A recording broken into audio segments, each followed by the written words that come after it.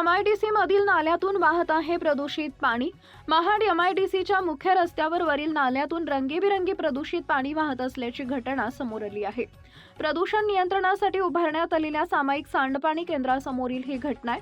कंपन्यांमधून बाहेर पडणारे हे घातक रसायन मिश्रित प्रदूषित पाणी या नाल्यावाटे थेट नदीला मिळत असल्याने जलचरांना देखील धोका निर्माण झाला आहे।